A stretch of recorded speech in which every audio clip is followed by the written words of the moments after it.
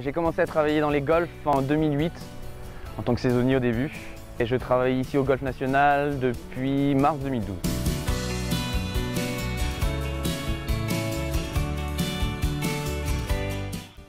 Que j'ai par les trucs les plus importants, les priorités. Ensuite, j'essaye d'aller sur le parcours, regarder toutes les machines, vérifier que ça fonctionne bien, que la qualité de coupe soit bonne.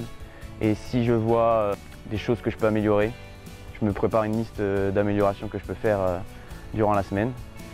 Et ensuite, je retourne à l'atelier et puis je continue l'entretien basique de toutes les machines, l'affûtage, les vidanges, les réparations.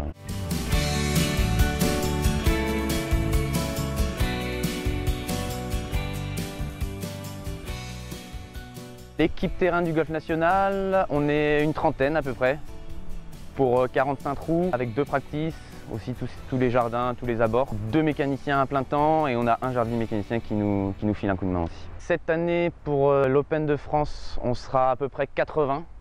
Et pour la Ryder Cup, on va aller à 185 à peu près. On commence tous ensemble à 4h45 le matin pour le briefing. Les jardiniers partent après le briefing à peu près vers 5h. Ils finissent vers 7-8h à peu près. Et donc c'est là que vraiment commence la journée des mécaniciens parce qu'il faut contrôler toutes les machines. Donc l'équipe de mécaniciens finit à peu près sur les coups de midi, à peu près.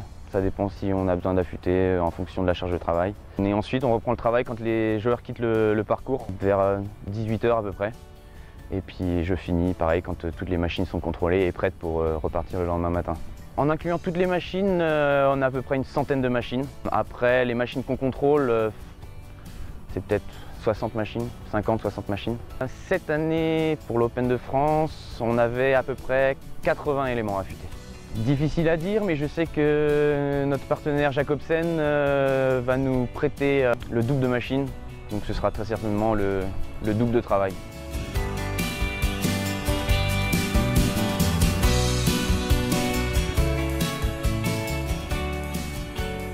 C'est tout au long de l'année, on a besoin d'une très bonne qualité. Encore plus pour les tournois bien sûr, mais tout au long de l'année. Il faut qu'elles travaillent tout le temps au maximum de leur performance avec une qualité de coupe, le top de la qualité de coupe. En contrôlant tous les jours, en affûtant dès qu'il y a besoin, dès qu'on perd un petit peu de qualité, j'hésite pas, je passe la machine dans l'affûteuse. Et parce qu'une fois que la machine est sur le terrain et qu'elle fait des marques, c'est trop tard, donc il faut anticiper.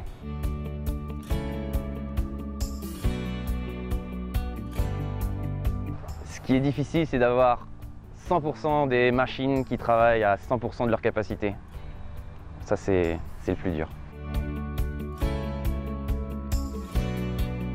Déjà, ils nous aident du 1er janvier au 31 décembre parce que tout au long de l'année, on affûte. Donc, c'est pas forcément que pour les tournois.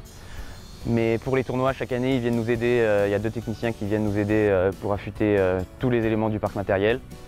Et donc nous, ça nous soulage énormément, surtout que les semaines précédant le tournoi, on a vraiment beaucoup de boulot.